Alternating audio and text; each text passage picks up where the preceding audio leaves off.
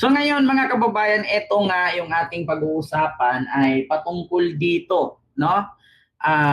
Ma'am Imelda Fernandez Silupon kay Sir Edmond. Ayan, may glove shoutout po sa iyo dyan. So ang ating pag-uusapan ngayon mga kababayan ay patungkol nga dito, no?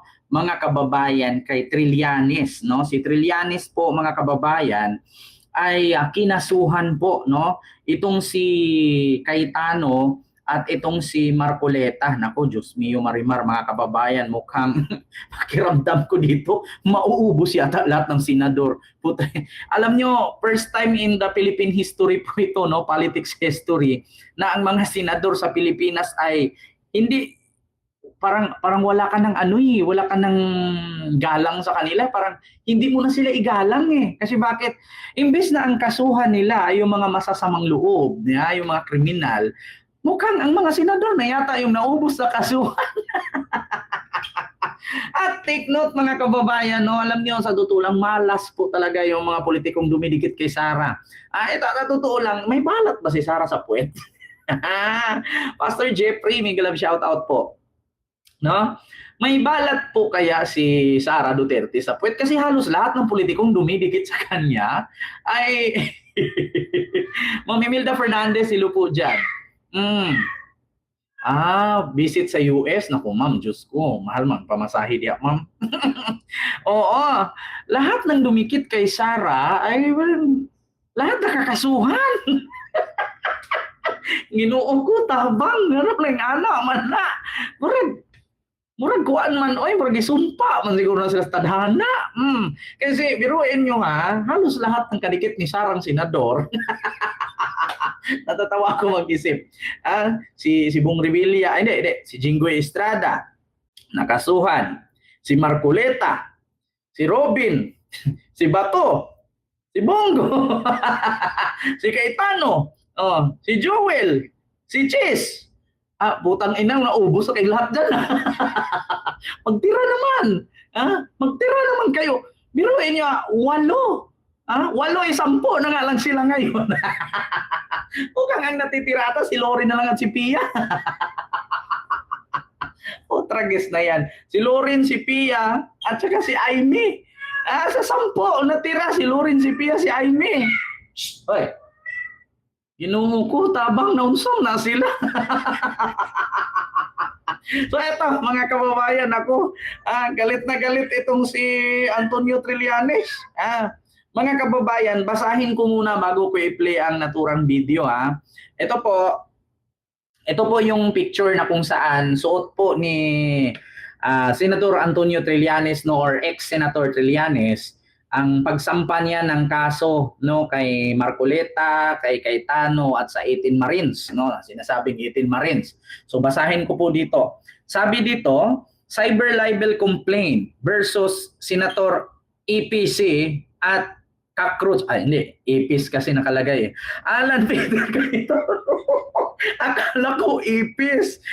Alan Peter Cayetano pala to at Senator Marcoleta at saka ang 18 ex-Marines. Akala ko EPS. Cyber libel complaint versus Senator EPS. Alan Peter Cayetano pala. Grabe naman kasi itong EPS or APC ba pagbasa dito. Wag naman ganun. Grabe ka naman makapost body Kabady Ito page ni Kabady cyber complaint law versus kay Senator Ipis at Senator Marcoleta at sa 18 nagpakilalang Marines. Former Senator Antonio Sonny Trillanes the 4th and Thursday ngayon filed a cyber libel complaint before the Department of Justice against former Senate President Alan Peter Cayetano. Akala ko Ipis. Senator Rodante Marcoleta at 18 ex-Marines over June 4 Senate hearing.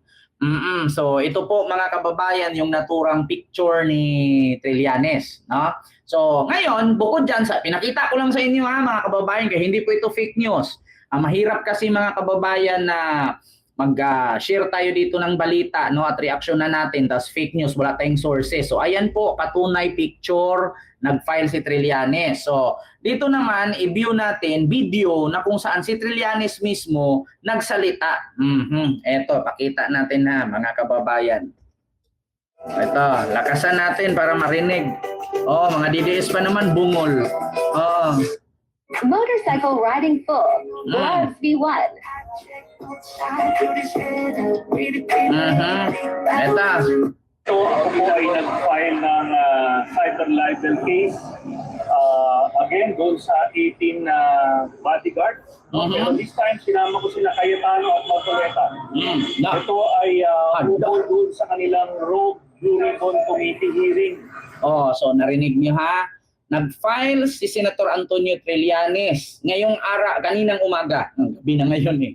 Oh, cyber libel complaint laban kay 18 Marines, no? Kung naalala ninyo mga kababayan, no, na nag-file po, kauna-unahang nag-file si Senator Antonio Trillanes laban sa aligasyon ng 18 Marines.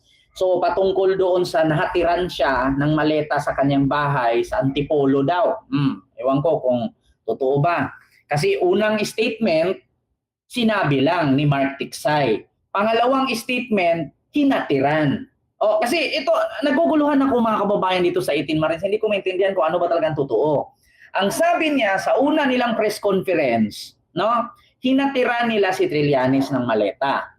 Yeah? Pangalawang press con, ang sabi naman ng Marines ay kwininto lang na nahatiran ni Mark Tiksay. Si Mark Tiksay ang nag-abot, yun na yung pangalawang kwento. Pero unang kwento, sila ang naghatid. Kaya nga, tapos una, maleta yun ha, tandaan ninyo. Unang kwento nila, hinatira ng maleta, si Trillanes at iba pa. Pangalawang kwento nila, narinig lang daw nilang hinatiran, galing kay Mark Tiksay.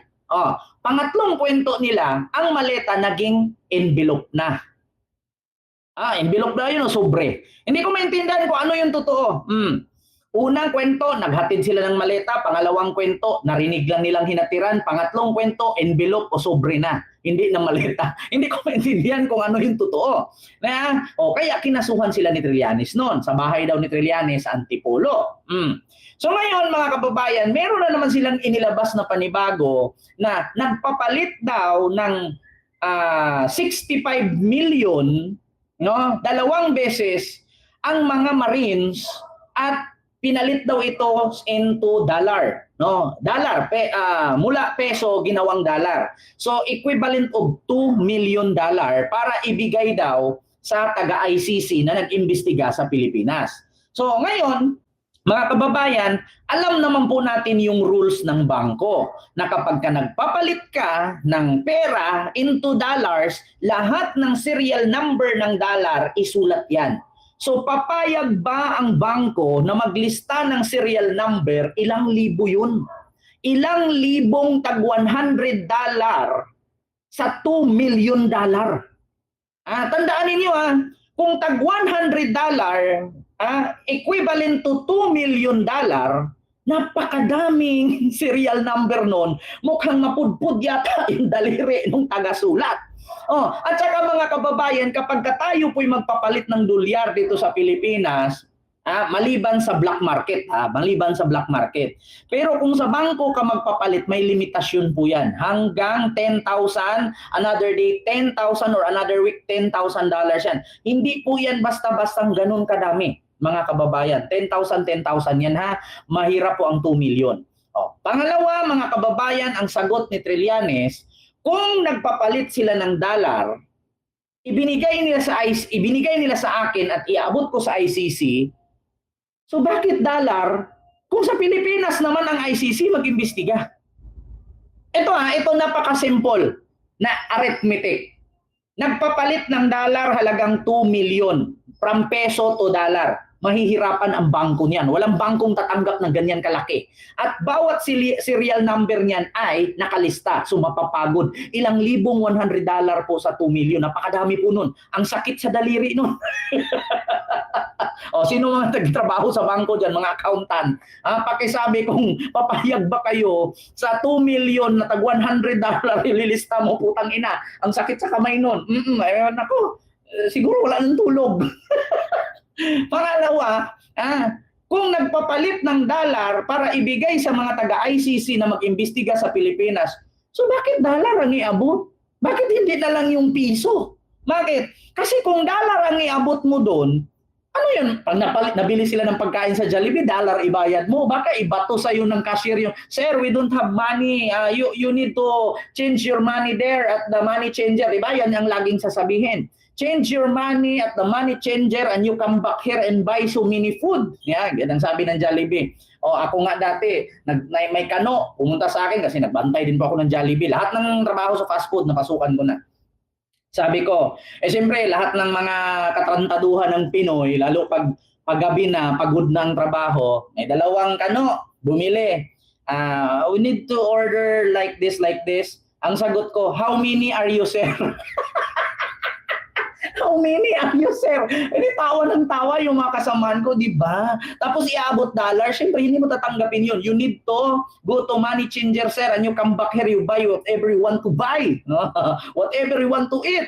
You need to change your money there. So, anong gagawin nung mga taga-ICC kung dollar ang pera nila na inabot ng mga Marines kay Trillanes at inabot ni Trillanes dun sa mga taga-ICC? So, paano nila gamitin yun sa Pilipinas? Diba? Bakit hindi na lang tag 1,000 buo ang iabot mo doon or bundle-bundle na milyon-milyon?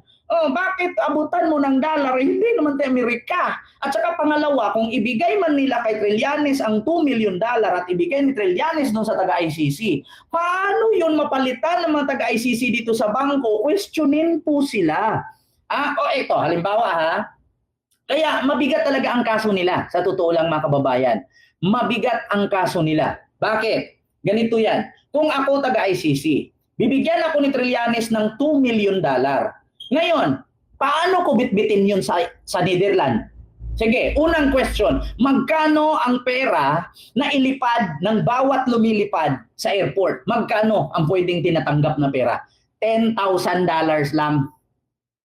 Ngayon, kung dalawang miyembro ng ICC na sa Pilipinas, bubigyan mo ng $2 million, paano nila ilusot yun?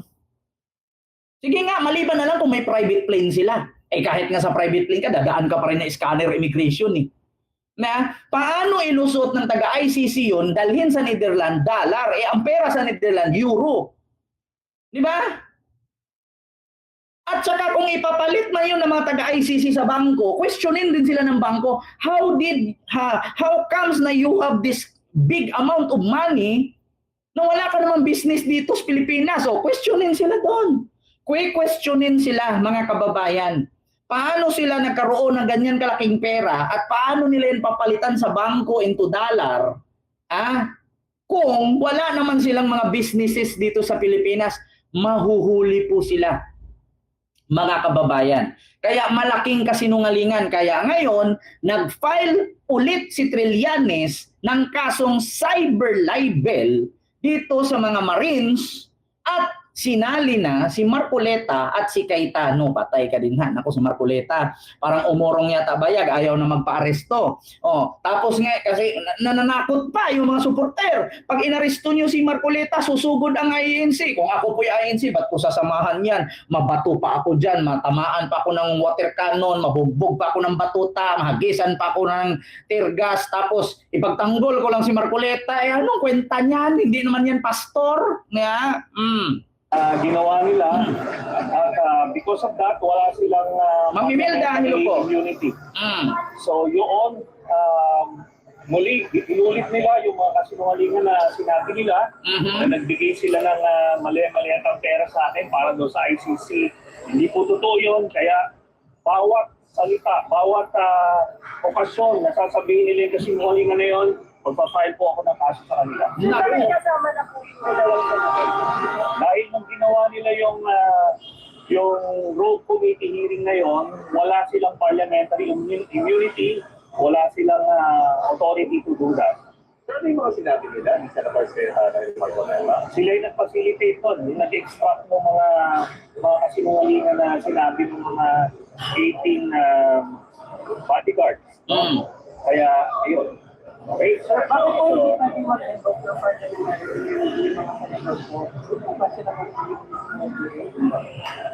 Yes, mismo kasi nung the day before that, napalitan na si Cayetano. Napalitan na. So ganun pala ang rason ni Trillanes, mga kababayan. Kaya malakas ang loob niya na kinasuhan itong si Marcoleta at si Cayetano dahil yung time pa lang yon na nag-operate sila ng hearing-hearing sa Senado, hindi na pala sila mga kababayan ang nasa committee yun, kundi si Erwin Tulfo. Kaya pala. So wala silang authority to do something hearing na ganon. At saka mga kababayan, talagang makakasuhan po talaga sila noon kasi una, hindi na sila miyembro ng Blue Ribbon kasi napalitan na nga yun si Cayetano. At saka hindi na si Marcoleta ang Blue Ribbon noon at si Pia kasi si Erwin Tulfo na. Kasi blanco lahat yun blinangko yun ni Tito Sen at ni Gatchalian, di ba? Blinangko yun. So ngayon mga kababayan, mahuhulog doon na hiring-hiringan or paninirampuri nga ang nangyari doon. So ngayon mga kababayan, kinasuhan na. Patay ka din ha. Ako si Marcoleta mukhang nga doble. O wag mong sabihin na naman, sasabihin na naman to ni Marcoleta, pinulitika ako. Hindi pa mumulitika yan. Bakit? Hindi naman ang politiko si Trillanes Wala naman siyang power ngayon Wala naman siyang posisyon ngayon sa gobyerno di ba? Private citizen na si Sentry ngayon. So masasabi ni Marcoleta pinulitika. Hindi ka pinulitika, bakit? Si Trillanes is no longer politician at this time. He is a private citizen. Di ba? Si Marcoleta bilang Blue Ribbon Committee hearing, and yet pinursu nila yon. So, wala nga Blue Ribbon Committee staff nung mga panahon na yun. So, maliwanag yun na wala silang cover ng Blue Ribbon Committee. Saka walang session. Yes. Kahit walang session, basta may investigation, pero yun nga, hindi sila ang legal na Blue Ribbon Committee. Sir, considering may tinel din kayo dati, parang wala bang technicality kung parang safe nature po yung mga sinabi? Hindi. Ang nature po ng cyber libel is bawat okasyon mo na sinasabi yung kasinungalingan na yon ay one count. Ngayon it's up to the judge kung i-consolidate nila ito, pero multiple counts na yung ginawa nila. Pero submitted for resolution na yung mga nauna. So ito, bago ito. Kaya itong mga 18 ex-particles na to, habang patuloy sila nagpapagamit dun sa mga political backers sila, meron silang kakaharapin na consequences. Sir, lalo sinagyan kayo na dapat ka ng balat sa lugas, hindi na kang Hindi yun ang gawin ng depensa sa korte. Yun lang po kasi yan. Narinig nyo mga kababayan? Sabi ng reporter, Sir, sabi kasi nila bawal ang balat sibuyas. Ang sagot ni Trillanes, yun yung gamitin nilang depensa sa korte. Yung bawal ang isang politiko maging balat sibuyas. Yun ang sabi. Yun ang gamitin nila sa korte na bawal ang isang politiko maging balat sibuyas. Naku, Diyos mio Marimar. Yan ang sinasabi ko Bawal ang isang politiko bilang balat sibuyas. Sabi naman ni Trillanes, hindi yun yung gamitin nila na panangga. Na yan na ngayon. Yan ang ating problem ngayon, mga kababayan. Patay ka diha. Continue.